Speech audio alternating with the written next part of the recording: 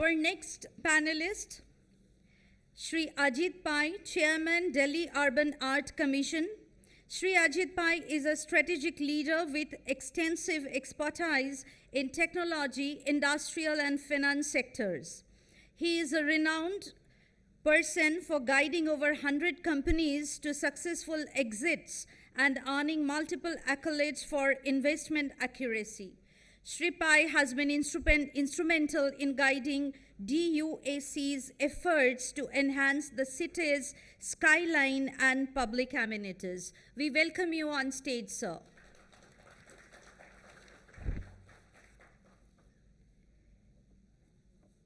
Thank you, sir, for being with us today. Next panelist, Professor Sanjay Gupta, Professor and Head of Department, School of Planning and Architecture, India. Professor Gupta is a renowned expert in urban mobility and sustainable transport systems. With over 100 papers and numerous research and consultancy projects, his work integrates land use and transportation to address urban challenges like sprawl and congestion. Professor Gupta's work focuses on urban mobility and sustainable transport systems, emphasizing the integration of land use with transportation. We welcome you on the dais, sir. Thank you, sir. Next panelist, it's a pleasure to introduce Shri Mukut Sharma, Chief Transit-Oriented Development Expert, National Capital Region Transport Corporation. Shri Mukut Sharma has over 30 years of experience in urban development, infrastructure, and real estate. He has been instrumental in master planning, smart city proposals, and implementing major transport systems like metros and expressways. Mr. Sharma plays a pivotal role in integrating sustainable urban planning and transportation solutions, particularly for the Delhi, Ghaziabad, Meerut regional rapid transit systems. It's a pleasure to welcome you on stage, sir.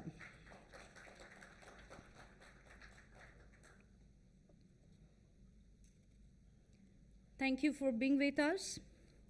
And now it is an honor to introduce the panel chair, Mr. Jagan Shah, CEO of the InfraVision Foundation and a distinguished architect and urbanist. Former director of National Institute of Urban Affairs, he co-conceived the Smart Cities mission and spearheaded urban innovation programs like the Center for Digital Governance. Mr. Shah's expertise has been sought by various national and international organizations, including the World Bank, UN Habitat, and the Coalition for Disaster Resilient Infrastructure. I welcome you on stage, sir. With a round of applause, ladies and gentlemen, I'll hand over the session to our panel chair, Mr. Shah.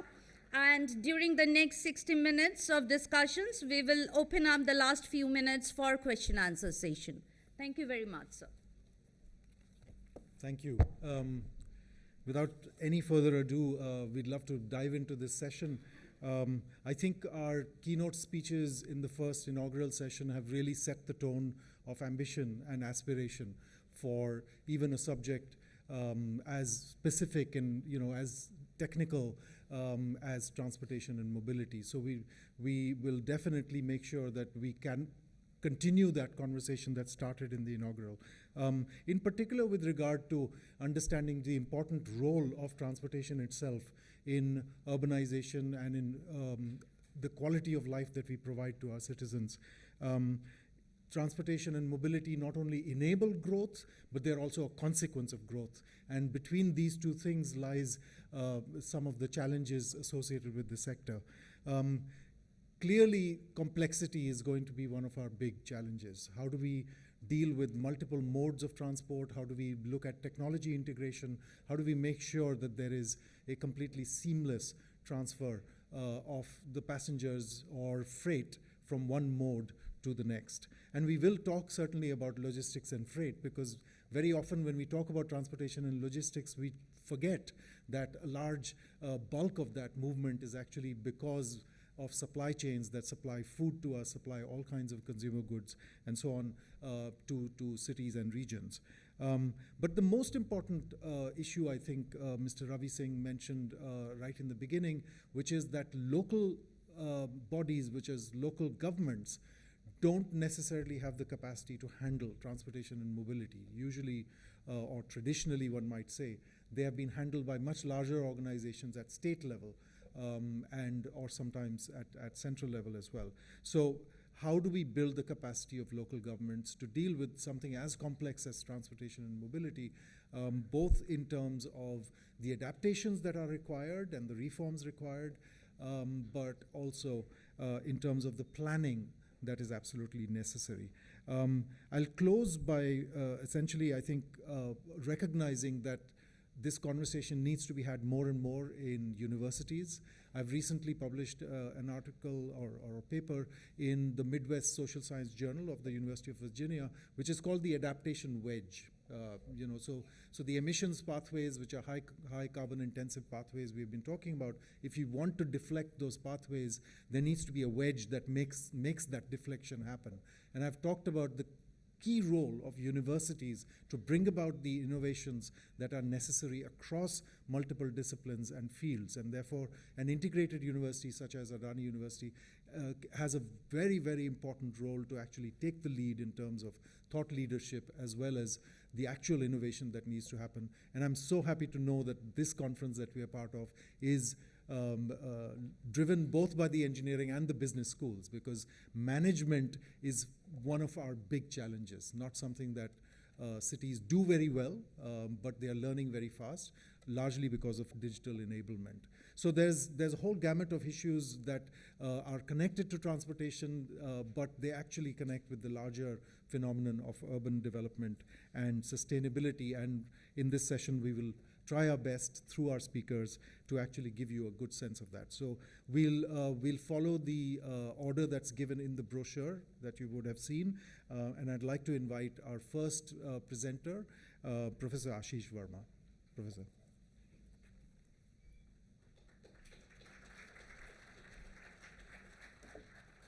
Can I have my presentation on?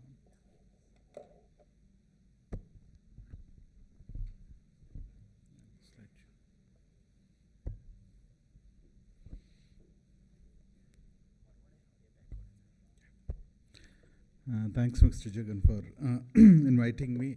First of all, thanks to the organizers from Adani University for giving me opportunity to come and attend this very thought-provoking conference.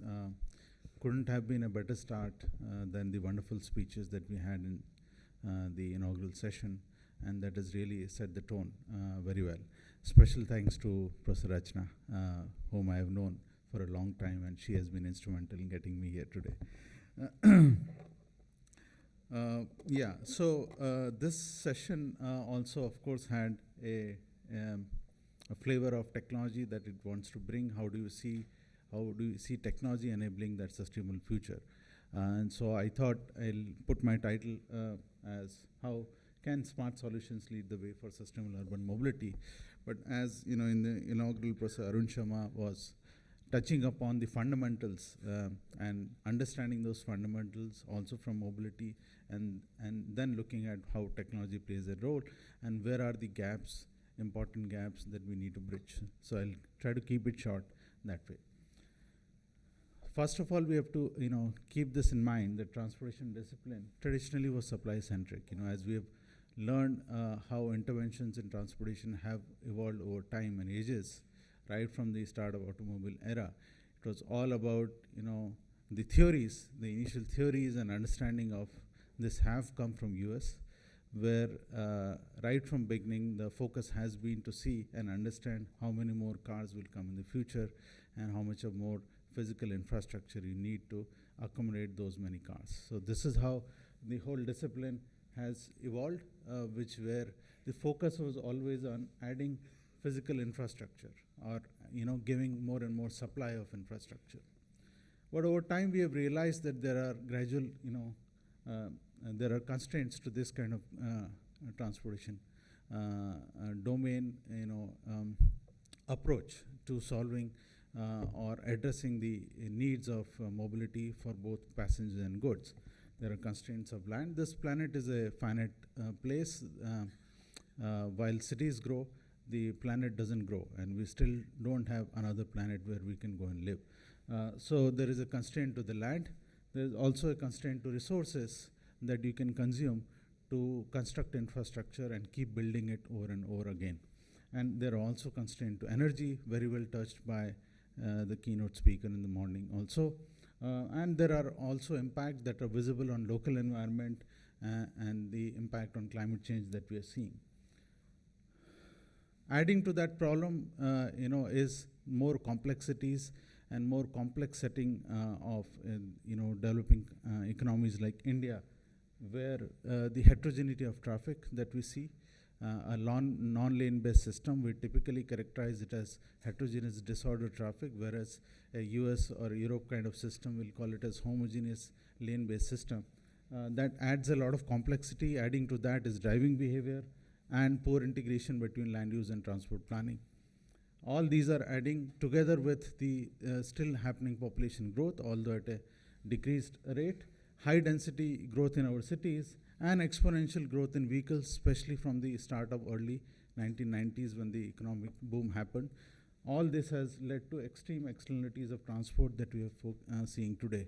Most of our Tier 1 cities are facing huge challenges, and it's also impacting the quality of life of people. Even though people are able to afford a good standard of living in bigger cities, they're not able to live. For example, the chief guest said that he just arrived from Delhi yesterday. There is a clear difference in the air that you're breathing. Even though people have standard of living, they're not able to afford a good quality of life. So all these are, externalities that we are clearly seeing, and that's why the focus has to shift towards a sustainable future. But unless we look at it from a systems approach, it's not going to happen.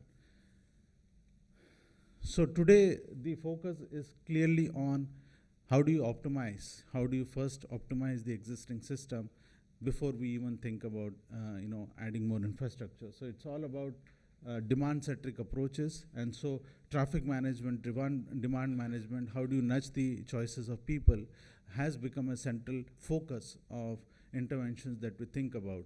And that's how, this basic approaches, as was, highlighted in the inaugural session also, that how many people you can put on public transport, how more and more people can use walking and cycling, have become a fundamental approach, not just to solve the core issues of transportation, which is traffic congestion, travel time delays, unreliability of travel, etc., but also these global aspects of climate mitigation, carbon neutrality, and so on and so forth. So, this traditional approach of looking at bottom-up, volume to capacity ratio, where are the congestion hotspot, and then you widen road or construct a flyover, these have all become outdated. They've passed, their expiry date in most of the other countries, whereas India, our cities are still chasing this whole, quest of trying to add more and more road capacity to keep adding more and more, space for cars. That's not going to work, and so these, strategies are not working. At the same time, there is also emergence of interdisciplinary approach, and that's where the use of technology comes in. And I'm not going to go into details of that. Many of us understand how it's invading, or I would say, being part of our day-to-day life now. What I would like to really emphasize is this whole physical infrastructure-based interventions are trapping our cities in vicious circle of congestion. And this is how it started right at the beginning, when the car ownership, exponentially shot up from early 1990s, resulting in more congestion and delay. The same road space becomes, less, and we are not able to. The aspiring society is not able to aspire the use of car and ownership of car. And so we put public pressure to the elected representatives. They will add more road capacity. That makes the movement by car more easier and faster, which has then led to urban sprawl of most of the cities. And you again see that number of trips and the distances for which you're traveling has again increased. And you're back to square one. This is what is happening with our cities. Now, how do you come out of this vicious circle?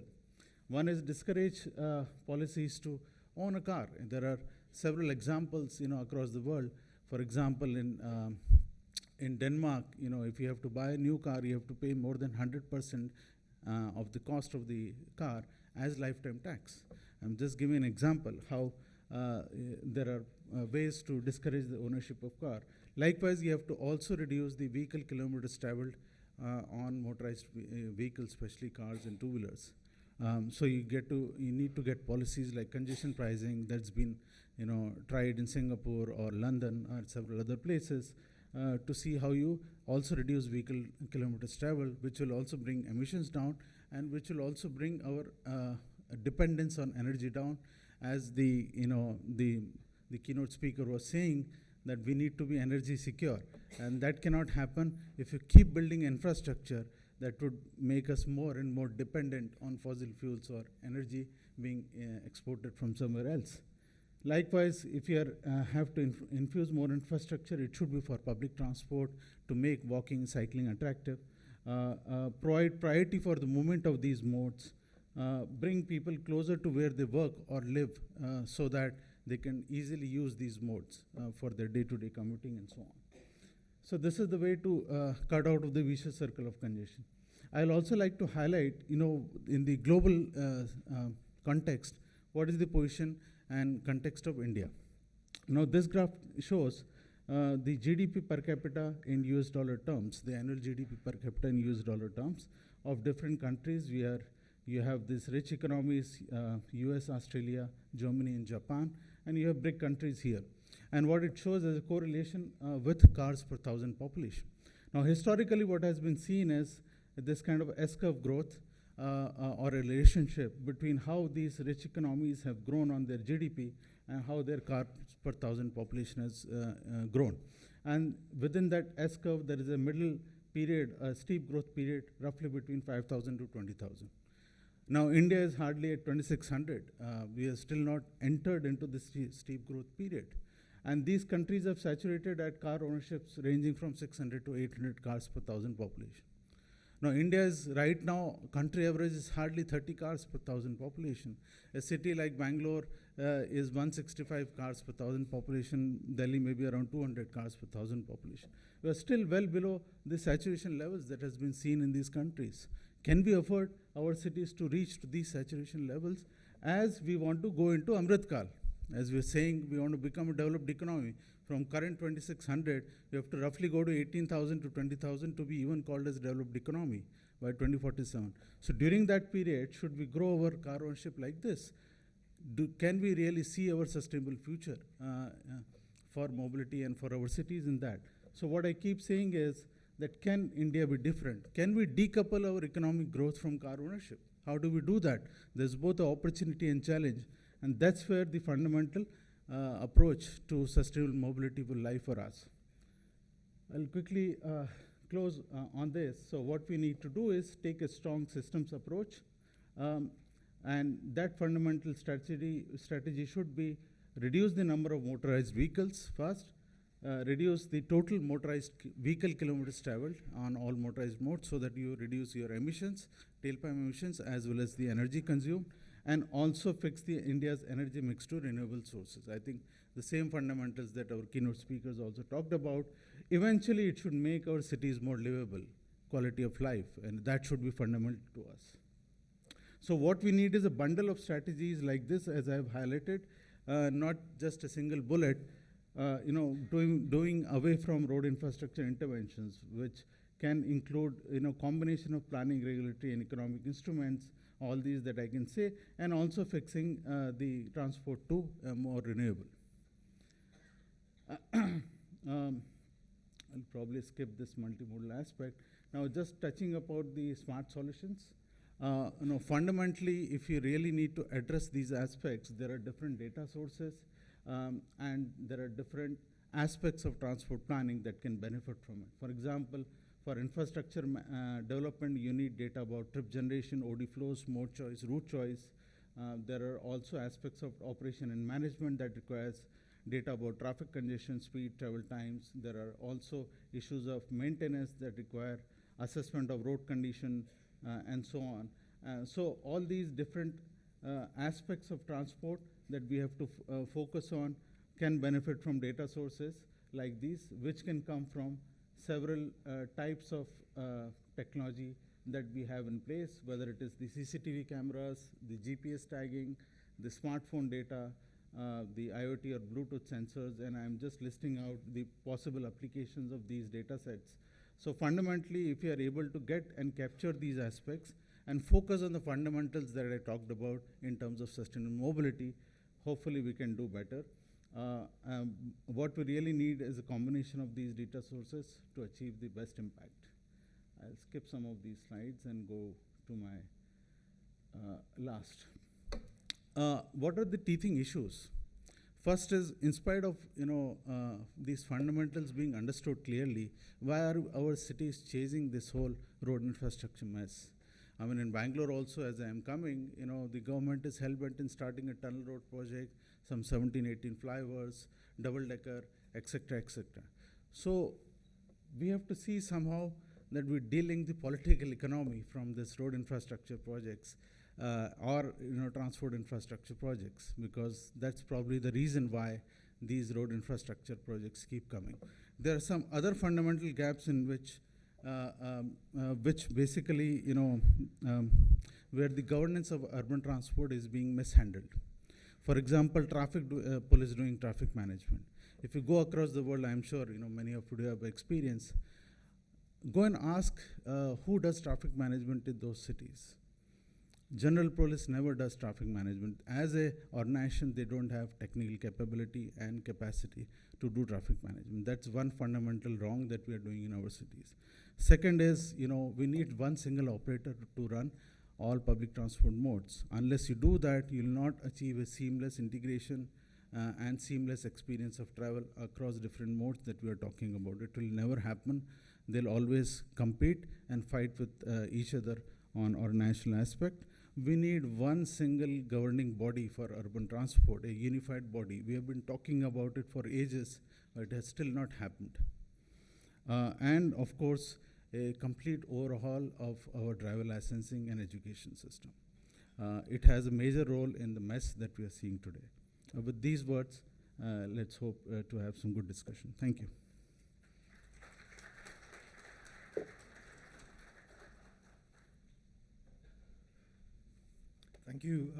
Thank you, Dr. Verma.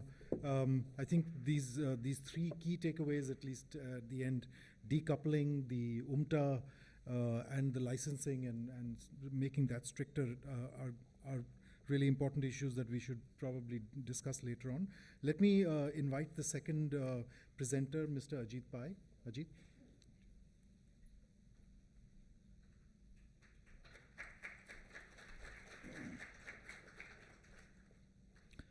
Good morning, everyone, and thank you to the organizers for having me over here for a very, very interesting and engaging and very relevant subject, which is mobility and its contribution to sustainability. That's what the panel was to be focused on. The image that you see over there is an image of Shibuya, and it's called the Shibuya Scramble Crossing. And the scramble would imply that a lot of people are going to rush at the same time. And what is very interesting about this particular crossing is that the number of people that had become pedestrian, that were actually walking in a city of technology of the future, was so high that you couldn't have the traffic. Usually when you have traffic lights, you have some closed and some open and people keep crossing. But the volume of people that was there at each of those places would have been too high to actually allow that to happen. So they stop all traffic for this exchange of people to occur on this crossing, which is one of the busiest crossings there is. So our thesis over here right now is most people look at walkability, walking, and as a mode of transport as an economic factor that we are very low. I think we watched, Professor Ashish Verma show you per capita GDP of countries and car ownership. But what I would say and what I would suggest is, while the trend is absolutely right, what he's shown us is what we must guard against. Even in the United States, which is at the top right of that chart that he had shown us, car ownership, if you look at it in a city that has been designed in a particular way, for example, New York City and Manhattan in particular, you'll find that car ownership plunges, and that relationship between ownership of cars and wealth breaks down, because that's one of the wealthiest cities and you'll see that car ownership is very low. So from a sustainability perspective, when you look at transport, a lot of the work that we do is responding to current circumstances and the projections that we have in India for what would be optimized in terms of a transportation system for a particular kind of population and a particular kind of movement and a particular kind of design in terms of having residential far away from commercial, not integrated land use per se. So what I would suggest, and especially in a university like Adani, we've been given examples of very specific disciplines for people to become experts on. And those are all very valuable in developing expertise, but it's the interdisciplinary aspects of what you're doing that will matter. And there are two very, very broad examples that I'll provide on why it is critical in the way at what we look at and how they integrate. So the first thesis we begin with, walkable, a walkable city is the most competitive, livable, healthy, and sustainable city is the thesis. Now, how has the world changed in the past 100 years? The world's trade has gone tremendously from between the two world wars, being in sort of very low double digits, to about 60% of global GDP is now trade. It's been stuck since the world financial crisis, not been increasing. People are getting more protectionist. But the world has become a far, far more economically tied in, unprecedented level of tie-in. We'll see a lot of people traveling all over the world. There's a mobile workforce that is increasing, of course, very early phases. Services is increasing, but goods have, started moving all around the world. And the world has become very, very competitive. You're competing sometimes right now because the moment you have this mobility, you have a lot of competition. So when we look at the actual economic unit and countries that are looking at where they are in terms of their ability to compete, the actual unit of production has begun to matter. And a very interesting observation over here is that we have seen that despite all the efforts around the world to slow down these megacities that we saw, these big agglomerations, they actually continue to grow. If someone had told you in 1980 that a country that had a declining population, so we had Japan whose population growth was moderating, for a period of time it even declined, and someone told you that the largest agglomeration in that country would actually be continuing to grow its population, people might not have taken that seriously. But Tokyo had continued to grow. It went actually up in places in terms of how large it is, exceeding Mexico City, exceeding a lot of other people that were higher than that agglomeration population. And now we are in a city that we have fought not to grow for a long time. We've come up with all kinds of decongestion ideas on Delhi. But Delhi has also continued to grow. And in the next 2 to 3 years, you're going to see the NCR, which is going to soon become the largest agglomeration in the world. The reason why I mention this is because our transportation systems, if you remember Delhi, our metro came very, very late. Each time the planners were insisting that we will not reach the numbers that we're going to reach. And the systems always go in on the basis of the economics and cost viability, and which is something that we'll also see how we should measure shortly. All I can say is that right now the political economy that was talked about by my prior speaker, but as well as in the morning, I think we cannot ignore it. There's a reason why India's urbanization was very slow. At a time at which this country became independent, it was less than 20% urbanized, much less than 20% urbanized. And if the votes are in the rural area, we will continue to invest as a country because of the way democracy works, of the money going back there. So today we find ourselves in a situation where India is 35% urbanized. The world average, I'm saying approximately, it could be 30, we haven't had a census since 2011, but this is the estimation. It could be 36, 37. We'll surprise ourselves when you do have that census. But the average of the world is around 57%, 56. So more than 2,000 basis points higher. And the OECD, which is the developed countries with, with high per capita GDP, is above 80%. So we are looking at that. And we do have projections even today that are coming out of our credible government organizations that even the stretching it, saying that in 2047, India will be 50% urbanized. I think that number is completely off, We should look at 2030 as the time at which it will happen, whether we like it or not. And the reason why that is relevant, and we'll come to, from a transportation and regional transportation, why that's so relevant, is because when we do not plan for these people, we choose the wrong systems, and the people come anyway. So in the morning, they mentioned that 25% of various cities around the world live in informal development. In India, that number is closer to 40% of the big metros. And what is an informal development? It's people that came that you didn't plan for. They just come and they occupy. And why do they come and they occupy? It's a lot to do with the first forces. The competitiveness, the efficiency of agglomeration, which the World Bank is understanding now. They're talking about it. There are chapters devoted to it, but very late. So these efficiencies that come from what is happening is extremely, extremely live.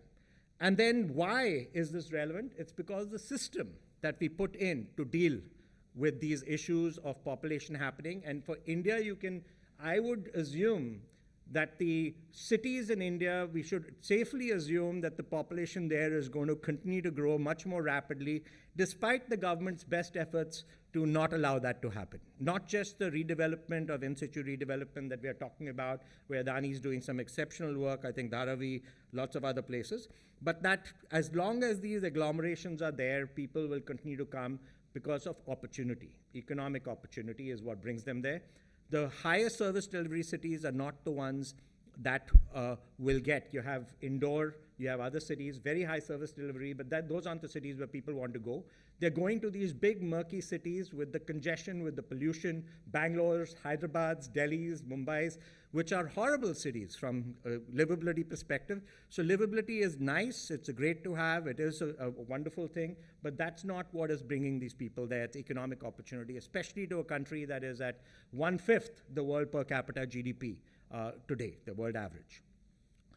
So what we want to actually study, placing that in context and knowing that the numbers are going to change and knowing the fact that the per capita GDP of India is going to increase, we cannot judge what has happened already. I speak to a lot of transport planners at the top institutes in the country. They are academics, they are fact-based, and they look at our metro systems, and they talk about our metro systems, the utilization being so much lower than what was projected, and they think that we have not done the right thing, we should have BRTs, etc.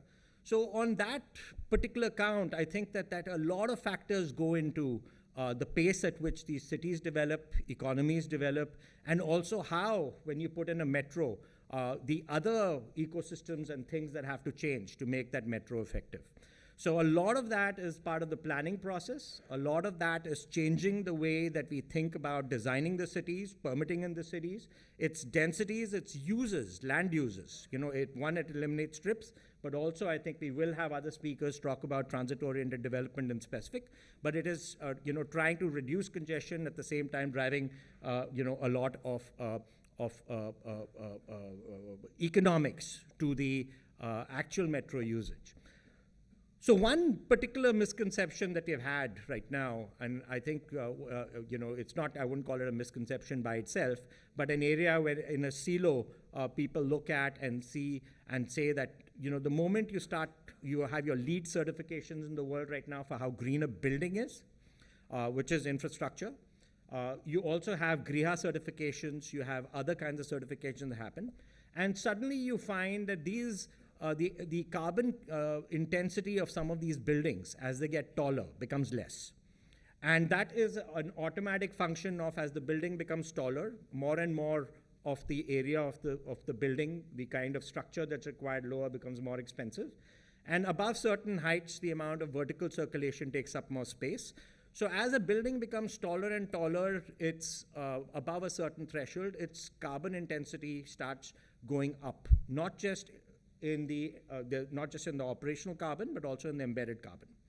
So a big trend today that I see in cities when you talk about capacity is that people are promoting shorter, lower density, I wouldn't say too low density, but low height sort of sprawling cities. But here's where there's another contrast between India and some of the other economies. One is India's population density is extremely high. We are about the same population as China, but with 1/3 the land area. We are also, compared to the US, it's almost 10 times the population density. So the kind of solutions that we'd be looking at in India would actually be very, very different from just picking up who our closest sort of compare is, because we compare ourselves with China just being a decade or a couple of decades ahead of us in the economic engine and the per capita. They're about 5 times our per capita GDP right now. And then from an integrated land use perspective, if you actually start including that transport layer into looking at what that embedded carbon means, what you're going to find is that suddenly that city where you have all these green buildings becomes extremely inefficient. So from a planning perspective itself, we have to start including, as when we make these cities super dense, when you go to 20 stories, 30 stories, 40 stories, you shift to the walkability. What does it do at a city level to the carbon footprint, both in terms of embedded carbon, which is what we're adding in terms of roads, et cetera, when a city spreads out and infrastructure, but also all those automobiles, that personal transportation that is no longer going to be owned, both from an operational perspective as well as an embedded carbon perspective. So I've seen very little work done over here, internationally as well as in India, on looking at the carbon footprint, embedded carbon, and actual operational carbon, the moment you start looking at urban level, not just at a building level. And that changes the equation, because that walkable city, the radius of a city, the moment you go very high, it improves drastically and in a step function like in New York City. So that reducing ownership. And then the last sort of proposal that we had over here is that the same transport system doesn't necessarily work at all scales of city. It's not a one solution that works anywhere. Under 1 million, it's a different set of issues. I think what's already been discussed is the intermodal, how you manage it with the technology, et cetera, and how you manage it. But it'll start looking very, very different. And as the city size grows and becomes much larger, increasingly mass transit should become the core. And then as you get bigger and bigger, the densities in terms of high-rise and TOD becomes far, far more relevant. The last point over here is when you're also designing our cities from a planning perspective and you're putting in infrastructure and you're making technology choices, you're asking, we get questions like, should it be hydrogen or should it be electric? A poor country can't afford to be investing in both. There are some network externalities, for both. So these, I think they vary by the place. At this early stage of penetration, I think you'll probably see both evolve.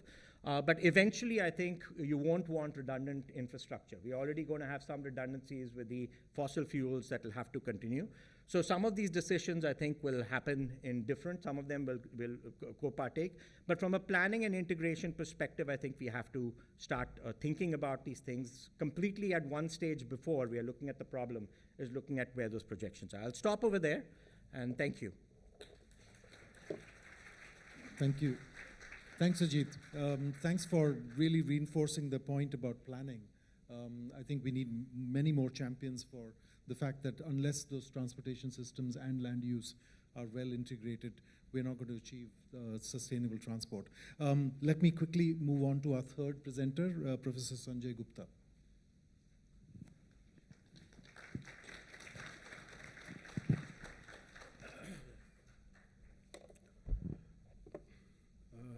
A very good afternoon. Thank you, Adani University, for inviting me. This is my first visit here, and probably, I hope, not the last one. I plan to come more frequent. I am the odd one out in the panel. I am going to speak on logistics.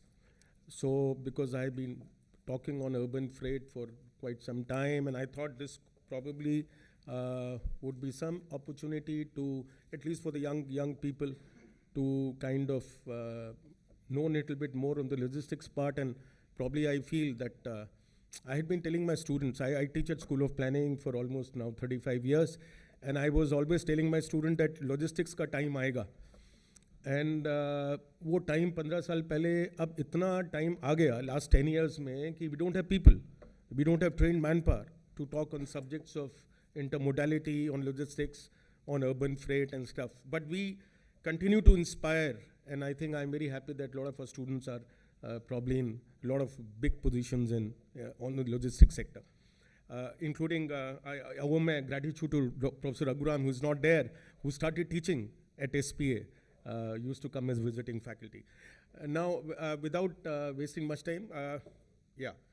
Now, I don't have to spell too much into why logistics is important. I think you already have been exposed to lot of these lectures. But obviously, we probably are $215 billion industry in 2020 estimate. I'm sure it would have crossed 300 by now.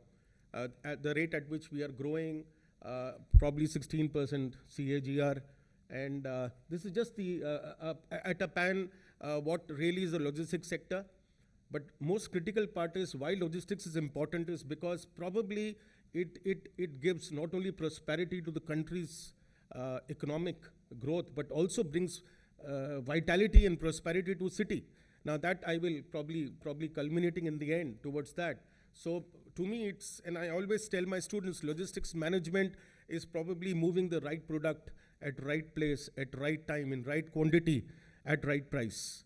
Now, if any one of these is not right, you have not done the job. Now, that is where probably my today's little bit exposure. I'm not an IT guy, but yes, we all, and I see a lot of youngsters here who probably are more into using the digital apps for ordering Swiggy and Zomato and all those stuff. So I'm just going to kind of move forward on. There are obviously fantastic number of logistics service provider. We all know on-demand delivery platforms. We've seen cities, porters, Dunzos, who are doing. Then there are third-party logistics, and then there are freight forwarders. Obviously, all of them have their own functions of transportation, warehousing, last-mile deliveries, and supply chain management. Now, obviously, in all these things, I think what is really happening at least in last, probably I would put it 10 years, or if not earlier, that lot of penetration of digital phenomena has got into the sector, especially in terms of late, we all know, fabulous application of drone technology, which is now taking place almost in every event, not in logistics, in marriage events and everything, So the drone, robot, looking to how to kind of do faster operations, looking into IoT, which probably give us the real-time tracking, looking into AI, doing predictive modeling. I think that is very important, that how you can do predictive modeling for route optimization. There are standard operations research methods, but then now the digital kind of application has really got into it. In fact, a lot of IITians are now into logistics sector. That shows that why the sector is gaining so much of importance. And then the blockchain. The chairman in the earlier session was saying that blockchain still would be very, very critical because of the way the whole accounting is decentralized. So you can actually find out where the thing is lying, It's really that. So I think this is going to be there. And then obviously, as I just said, e-commerce. So you have the 10 minutes delivery.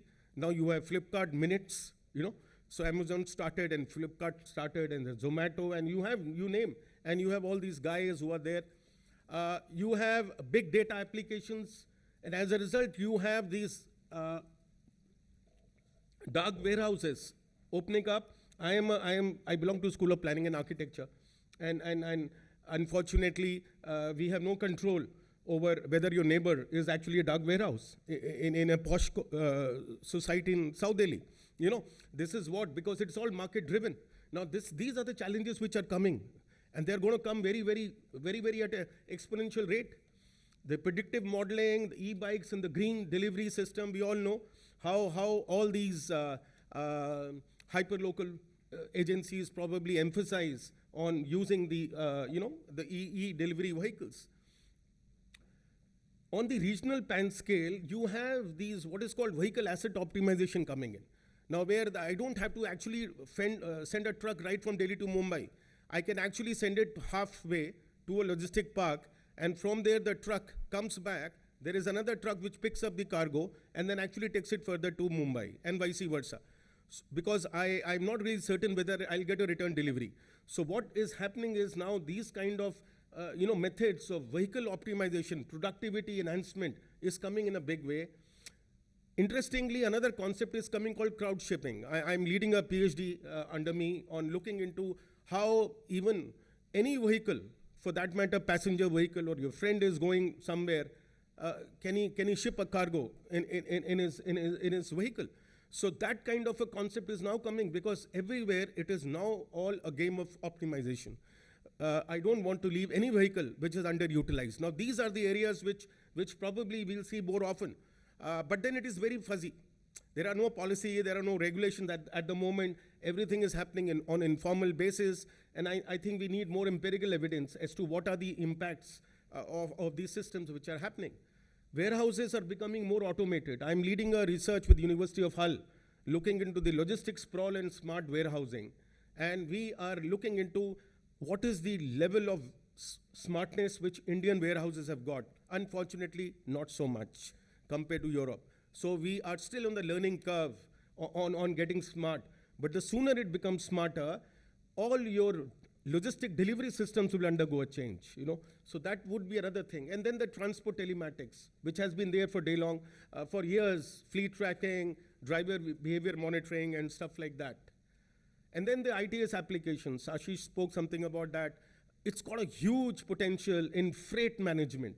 We've been using ITS largely for passenger mobility. I think we have not got into the freight mobility.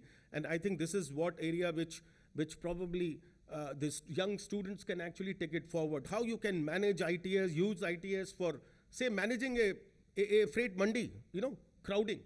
How you can kind of give an advance information to a driver, not to go and choke the traffic at Azadpur and be gated at a hold-up area. And when you get a slot, then you move. So fantastic opportunity of managing the whole thing of freighting. And then the multimodal cargo handling kind of is coming in a big way. I'll speak to it later. Now, having said that, I'm just trying to move fast in a way, because I know chairman is probably would actually then stare at me that I need to kind of finish it fast. Now, looking at the pan India concepts, I just had, by the way, I was working till 2 o'clock in the night to collate these presentations. So please pardon me if there are slightly according to me, they are fairly decent, but if there are any errors, my apologies. We have a fantastic road network. Somebody said probably third largest in the world. We have something about 64 lakh kilometers of road length.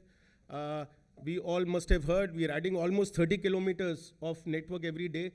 That is the kind of construction level which we are getting in. How much it is good, I think, would be probably realized much later. A lot of times I thought we are going overboard in constructing a lot of highways and a lot of expressways. Whether there is a demand or not, that's a different debate, which one can take it later. Railways, obviously, largely is moving about 1,500 odd million tons in 23. The ports have moved, 12 major ports have moved something 784 million tons. And all of them are doing very well. In terms of but the one part which I just wanted to bring, the road share is 62% in the freight. Now that is really, we need to kind of reverse the role.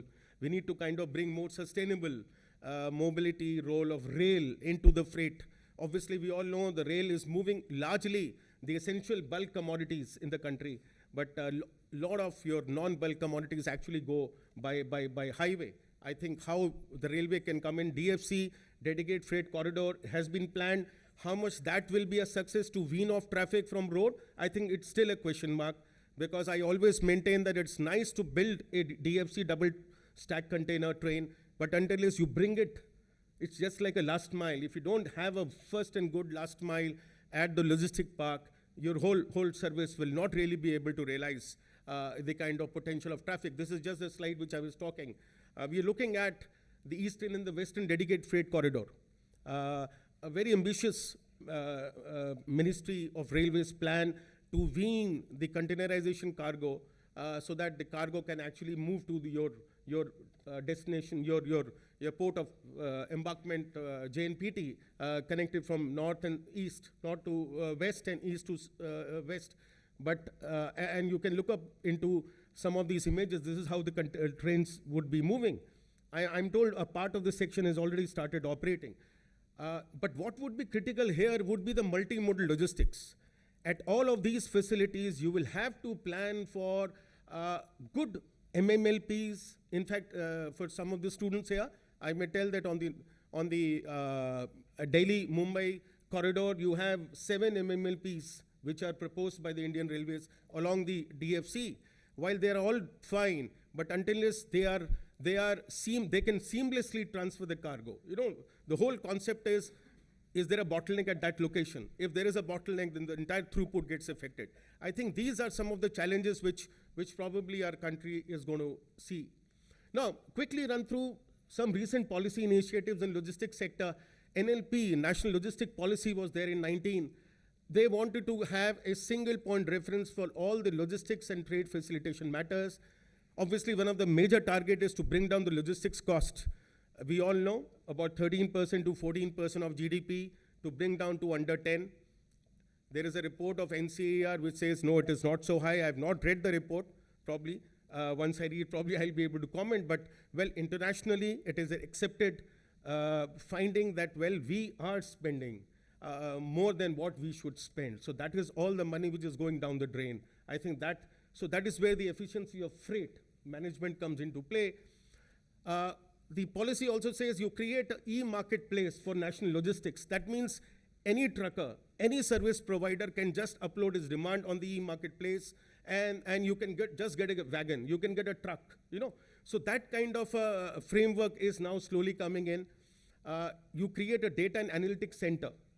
Very interesting. And then you create what is called an integrated national logistics action plan. And this all probably, I'll come later, has culminated into what is called PM Gati Shakti mission program, you know.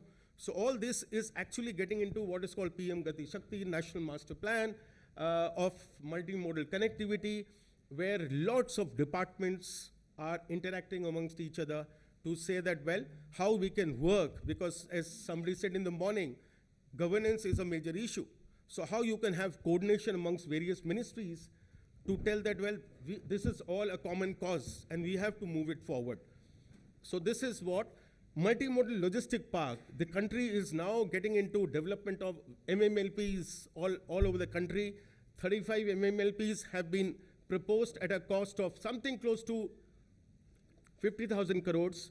And the interesting part of MMLP, I'll come to it the slide later. This is what Bharatmala Pariyojana I'm just take few more minutes.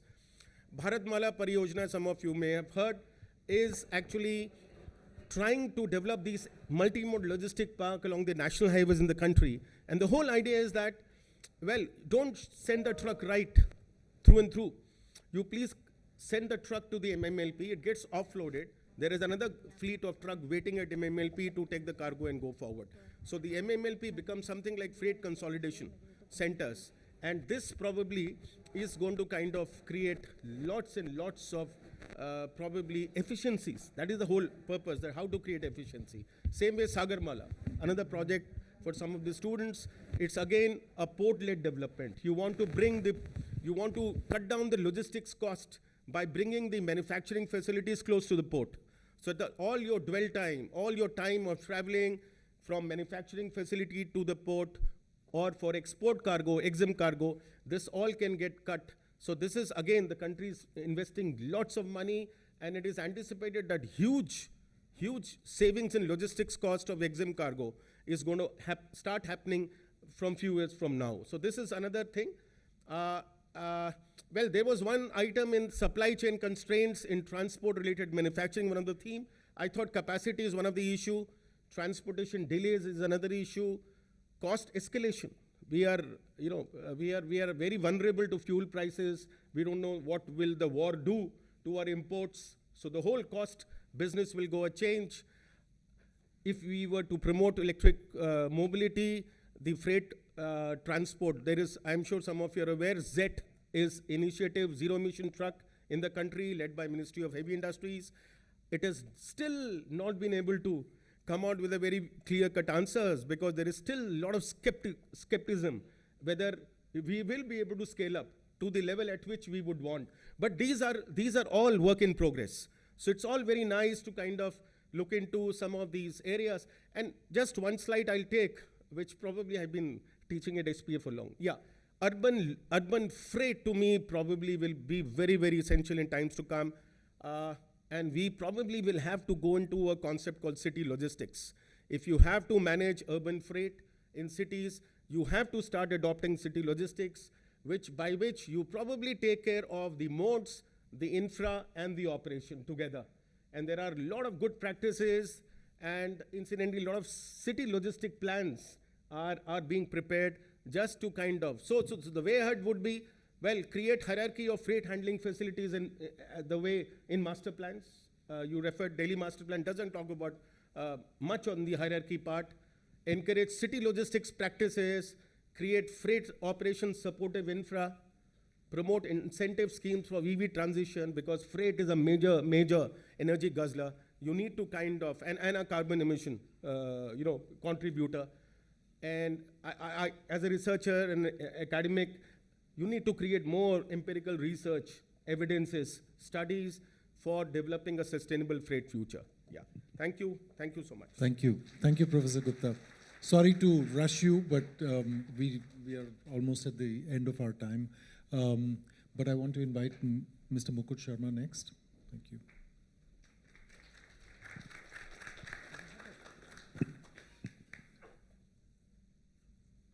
Has he taken it?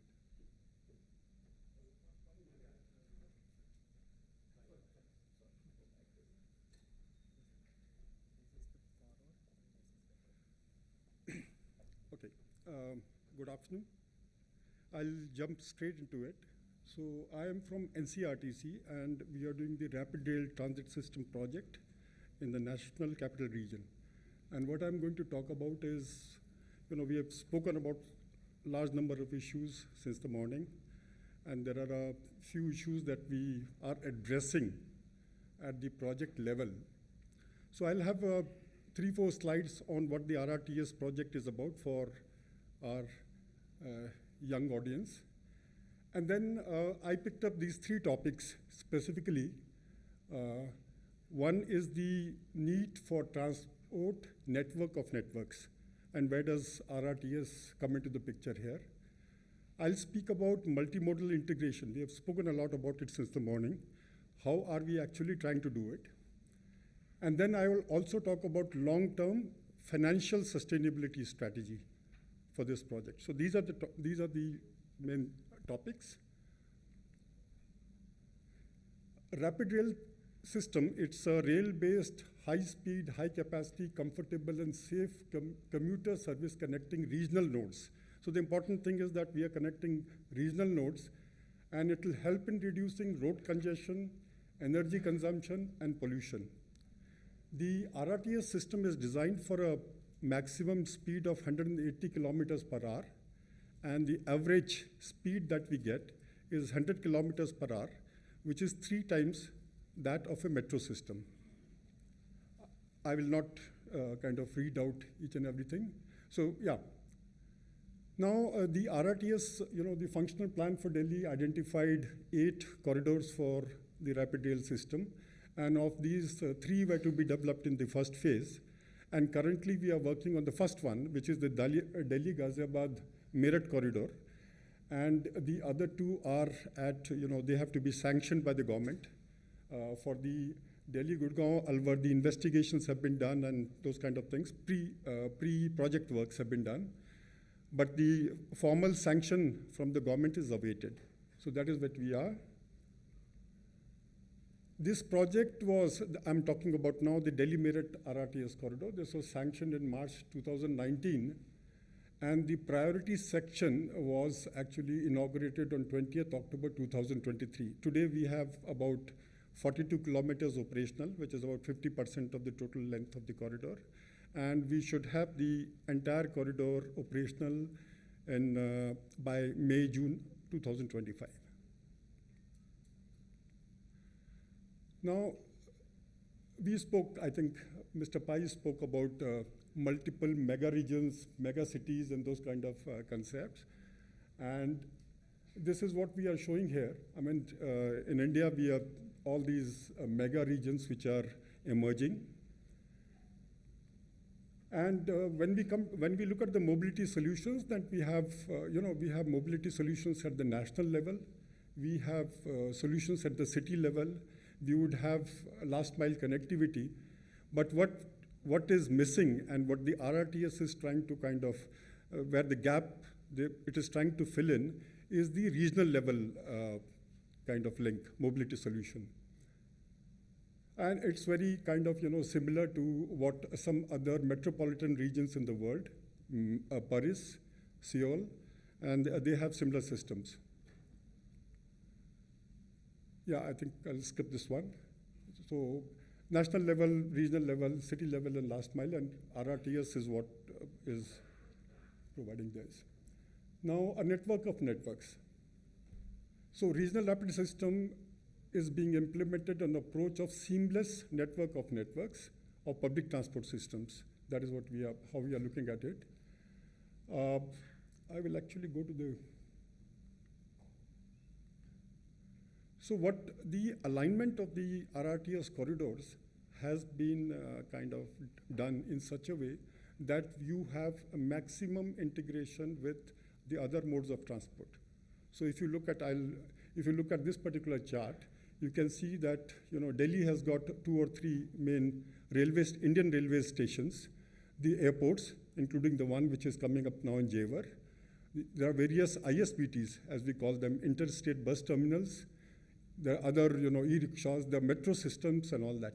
And on the right-hand side, you have the table which shows you as to which of the stations are actually integrated with other modes along the corridor. So you'll have all the major railway stations, the ISBTs, metro, DMRC metro at various locations, orbital rail when it comes to Gurgaon, and those kind of things. So that is how the alignment has been kind of planned. This is a typical one of these stations, which is Sarai Kale Khan. And Sarai Kale Khan is a station where you have the Indian Railways Nizamuddin station, you have a metro station there, you have ISBT, you have the RRTS station here, and in the future, if this high-speed rail. So the proposed station in Delhi is also supposed to come up here. So at the moment, we are working on the actual multimodal integration for this particular location. This is one of the main ones.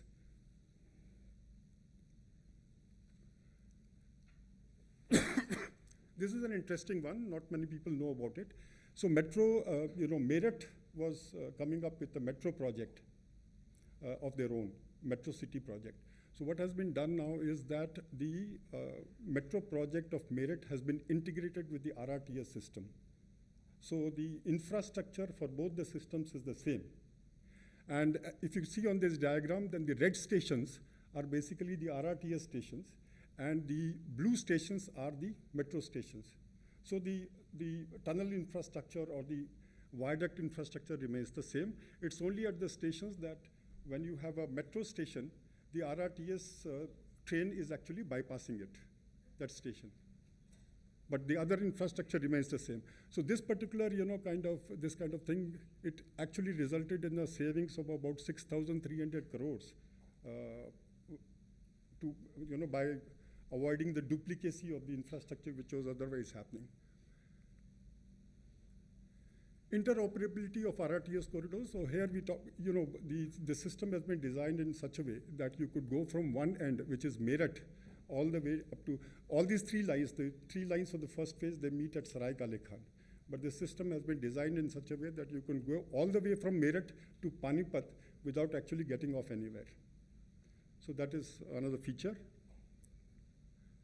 Now I'll talk about the long-term sustainability strategy, the transit-oriented development, the value capture financing, and how we actually are trying to integrate the transport vis-a-vis the land use and all those things.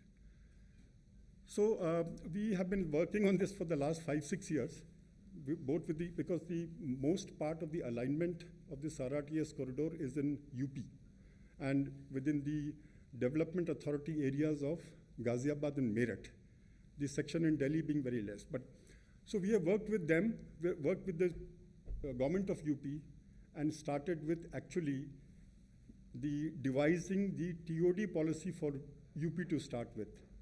So the UP TOD policy was actually framed with this project in view. That is where we started. Contrary to other projects, metro projects, which are where you have a corridor of 500 meters on either side of the corridor as the TOD zone, RRTS being a regional connectivity project with the stations being much further apart. So here we have a concept of 1.5 kilometers around the station, the circle, being defined as the TOD zone. So if you look, and besides this, we also identified, two of these areas which are shown in green here, greenfield areas, which may not be falling close to the station, but which have been identified as areas for future development of transit-oriented development, transit-oriented based development in the future. So that has been done. And then if you look at, so this actually, the map you can see here is actually showing the TOD zones of the master plan of Meerut Development Authority as delineated. So you don't have the 1.5 kilometer circle, but that is what it becomes. And then because in Meerut you have the RRTS as well as the metro. So that is why you have a corridor somewhere and then the larger area. So this we are very proud to say that the master plan 2031 of Meerut Development Authority is the first master plan in the country where the master plan shows the TOD zones of relating to the RRTS project. Now we haven't left it there. I mean, that was the master plan stage. Now we are currently, the transit agency, we as the transit agency are working with the development authority to develop the zonal plans for these TOD zones. So this is just a kind of indicative, this is actually work in progress. So we are working together with the Meerut Development Authority today to all the TOD zones for relating to the RRTS project. We are doing the detailing, which would also include the setting of the development controlled regulations for the TOD zones and how we actually achieve the targets that we have set for ourselves as far as TOD is concerned. Now that was about TOD. Now we are talking about value capture financing. So value capture financing is again something we got the the Urban Development Act of UP 1973 amended to get all these value capture financing instruments kind of introduced into the act. So today we have these acts which are these instruments, value capture instruments, which are already introduced, and currently the UP cabinet is finalizing the rules and the notifications relating to the act. And once implemented, then the transit authority gets a share of the revenues which come from these areas for the financial sustainability of the project. This is one of the green areas that we spoke about, Meerut South we call it. Here the development authority has taken the initiative. They had UP had launched various schemes, one including where the chief ministers, from the chief minister's fund or something like that, you got 1,000 crores to acquire land for setting up new townships. So they are in the process of doing that now within the TOD zone.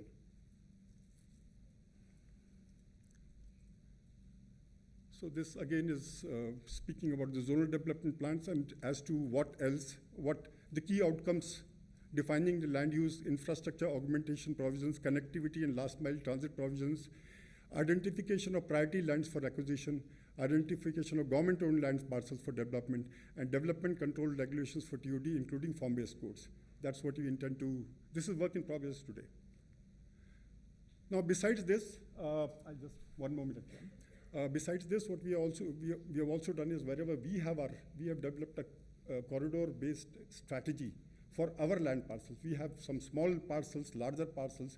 We have 2-3 depots on the corridor where we have some possibility of doing some property development. So we have developed a strategy for a corridor level strategy, 82-kilometer corridor level strategy of what we would be doing in the future. So, for example, there is a depot in Duhai where we have got 52 hectares of land, of which about 35% is being used for operational reasons. This is something which we want to do in the future, kind of. And this, again, is towards the financial sustainability of the project.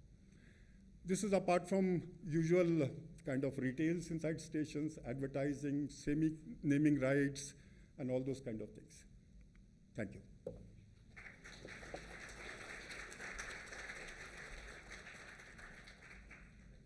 Thank you, Mukut. We are running late, and we do need to take a few questions, but I just wanted to present for the audience the tremendous sort of breadth of ideas and challenges that have been identified during this session. I think it's important to remember that Professor Verma started us off talking about the importance of the systems approach, and what you're actually seeing at the end of the session with Mukut's presentation is precisely how a systems approach begins to look like in reality when you start implementing that approach. Importantly, Professor Verma also talked about decoupling, and decoupling from a carbon-intensive lifestyle and carbon-intensive use of infrastructure services. How does that come about? Is it only technology shifts, or is it also the importance of planning, as Mr. Ajit Pai mentioned, and importantly, keeping in mind that it's both passenger and freight, as Professor Gupta also helped us understand better. So clearly this is a complex subject on which urban planning has a very, very important role to play, partly because of the fact that it's planning that helps you to manage the demand that has to be created and to manage the population densities, as Ajit mentioned. Professor Gupta also talked about and emphasized the optimization, the importance of using our existing infrastructure better, more efficiently, and that is very crucial. Therefore, not investing necessarily in just growing the provision of transport infrastructure, but to really look at the maximizing the potential of the use of that infrastructure. And it's heartening to know that cities are going to prepare logistics plans which will help us to then begin to see these interfaces between passenger and freight traffic. And last but not the least, I think Mukut helps us to understand really just how significant this is from an economic perspective, to make sure that the decoupling agenda, the urban planning and transport integration agenda, the agenda which is related to actually managing large agglomerations of population through planning, all of these have to really come together because they have a very important sustainability factor, in particular financial sustainability. And I think it is really good that we ended the session with an illustration of the actual practical applications of these, what seem to be sometimes theoretical ideas, but are actually applicable in the real world. And the National Capital Region Transport Corporation is actually leading the charge along with other transport operators to build the right kind of system. So with that summary, which is obviously inadequate, and clearly you must have noted down a lot more points, hopefully from the session, I'd like to very quickly open up to, we can only take 2 questions, but if you could please make sure that it's a question and not a statement, and address it to any one of the panelists in particular. That will help us do this efficiently. So can I have a show of hands? Do we have questions in the audience? We have one in the first row. Okay, we've got 4. Okay, we'll take that one. Yeah. Please. Yeah. Thank you for a very invigorating session. Sir, my question is to Mr. Sharma here. I work with CEPT University, and last year we did a study for Chennai Metropolitan Development Authority, and we studied that the availability of metro increases the housing rentals by 11% almost, and out of that almost 3 to 4% happens in the planning stage.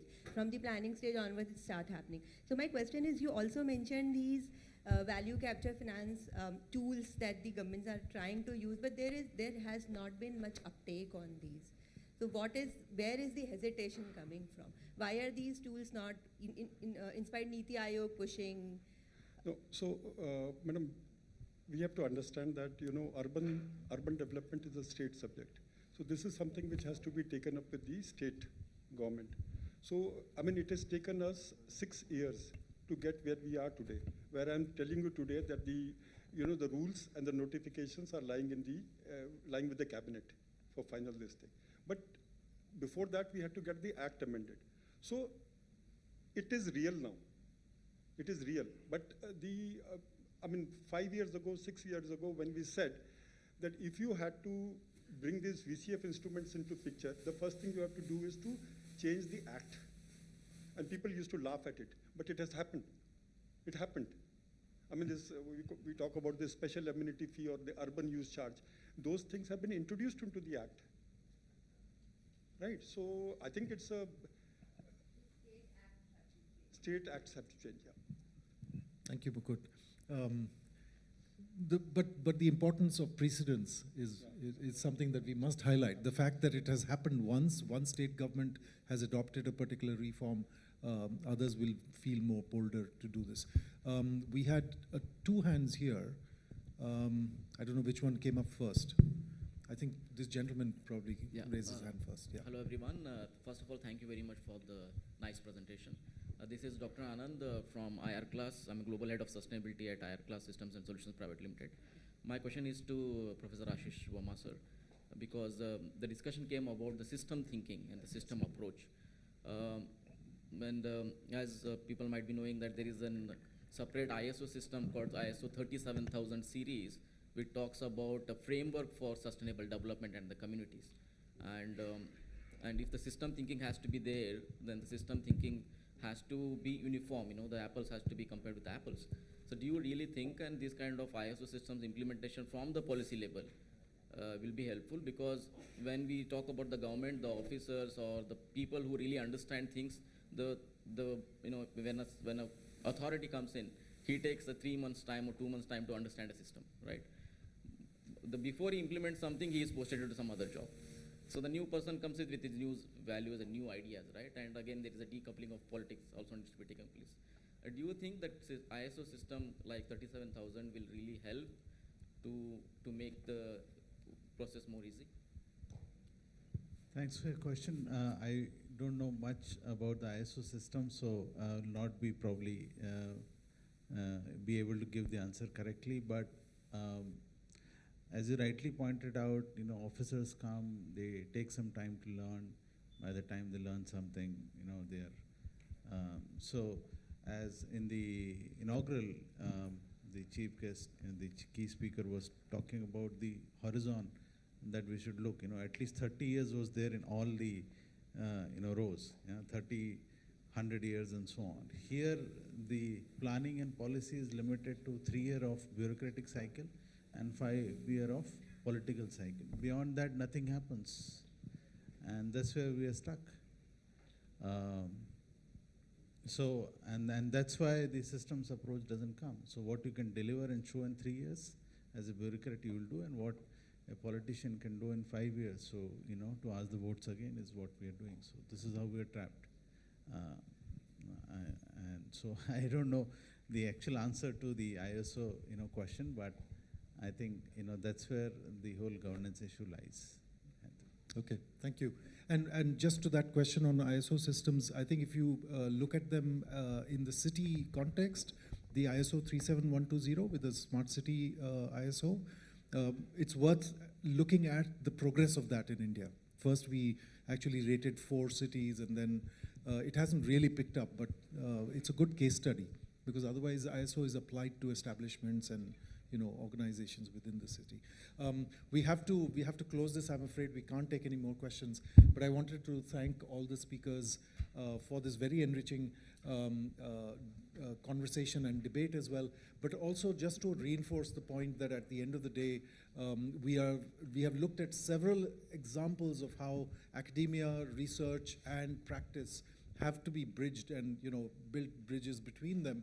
And Adani University is taking a lead in doing that, because we need a lot more R&D and innovation as well in these fields, and it's the universities that will have to do that. So this is actually an invitation to do all the heavy lifting that will be needed in the real world. Thank you very much. Thank you. Thank you very much, panelists, and for your expertise and perspectives. I'll just request you to be on stage for a couple of more minutes.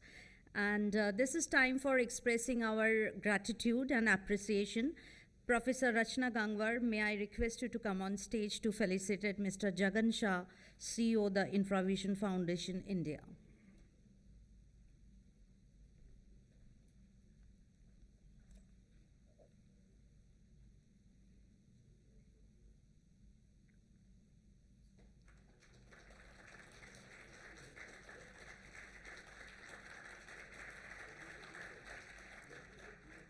Thank you very much, sir.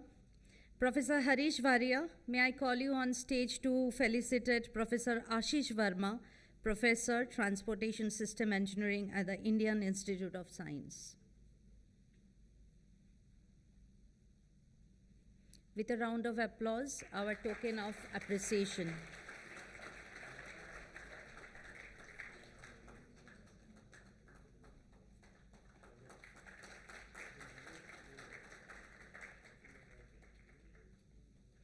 Dr. Jigdish Thakur will felicitate Sri Ajit Pai, Chairman, Delhi Urban Art Commission. May I call you on stage, sir?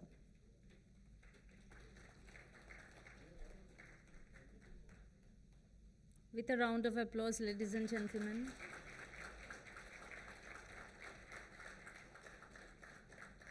I would like to invite Professor Hitesh to felicitate Professor Sanjay Gupta, Professor and Head of Department, School of Planning and Architecture, India.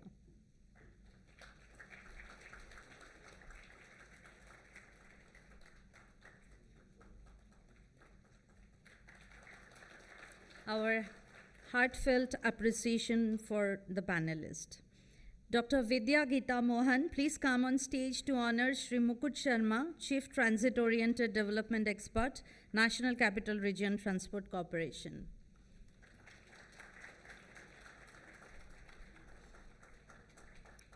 With a round of applause, our appreciation and gratitude. Thank you so much, panelists. With that, we have come to the end of the panel 1, and we have enough food for thoughts to ponder, but I think food for the stomach is also important, so we will break for lunch, but we will come here after 45 minutes. I request the panelists for a group photograph, please.